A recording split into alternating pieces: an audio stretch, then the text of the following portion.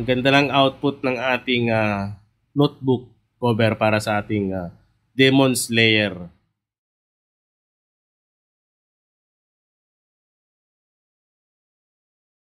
Okay guys, so another collection na naman natin para sa ating notebook cover. So meron tayong Demon Slayer notebook cover.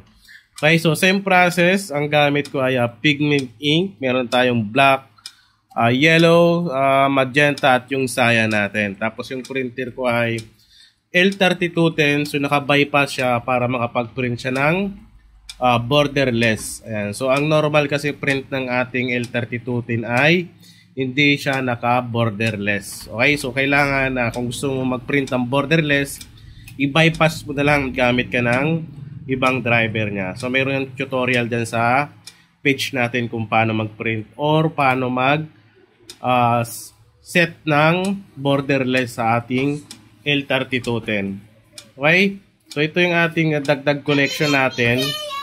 Yan. So may collection tayo na pandagdag sa ating notebook cover. Yan. So borderless yan guys. Napakaganda ng output natin. So ang settings nito ay glossy tapos standard print lang. Ayan. So glossy kasi photo paper yung gamit natin. So depende sa inyo guys kung anong kapal ng photo paper, depende sa printer nyo. Okay, so hanggat maaari manipis lang kasi mamaya masira yung printer nyo pag sinasalangan nyo ng makakapal. Okay, ayan. So napakaganda ng ating notebook cover. Ayan, no? Diba? Ang ganda ng output ng ating notebook cover para sa ating Demon Slayer. Okay? Ayan, no? Glossy. Standard print lang yan.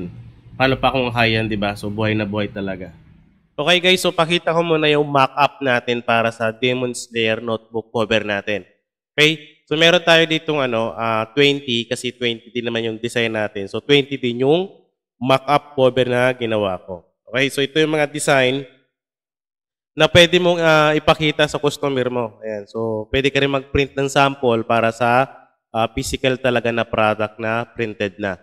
Okay? So kung malayo naman, pwede mong isend muna itong mock-up natin para makita nila kung anong klaseng design yung notebook cover. Ayan. So dito yung meron tayong mga ginawang mock-up. So 20 nga ito. Ayan. So ito rin yung mga design. Ayan. So ito yung mga design ng ating notebook cover para sa Demon Slayer natin. Ayan. So maganda to guys. Tulad nung nakita nyo kanina sa ating intro na pinrint ko yung isang sample. Napakaganda niyan pag na-print nyo na. Ayan. So diskartehan nyo na lang kung paano nyo sa gagawing notebook. So madali lang naman. Print lang naman yan. Tiin mo sa gitna kung meron kang wire binding machine. Kung wala naman, itupi mo lang sa gitna para sa stapler. Yan. So, depende na yan guys sa gagawa. Okay, so ito yung mock-up natin. So, kasama ito dun sa ating files pag dinownload mo sa website. Yan. So, hindi ka nagagawa pa ng mock-up kasi meron nang kasamang. At ito naman guys yung pinaka-template natin para sa ating notebook na Demon Slayer. Yan. So, dito pwede mo lagyan siya ng pangalan. Pangalan ng customer mo, ng estudyante, or pangalan ng printing business mo dito. So, depende sa inyo ay.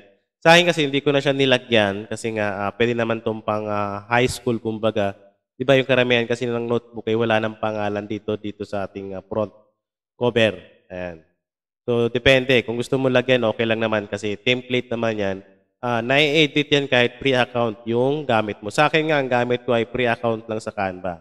Ayan, o.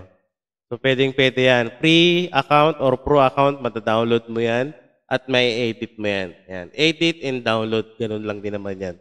Okay? So, meron tayong 20 dito. Ayan, 20 na piraso para sa ating notebook cover.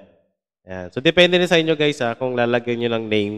So, nasa sa inyo na yan. Sa akin kasi di ko na nilagyan.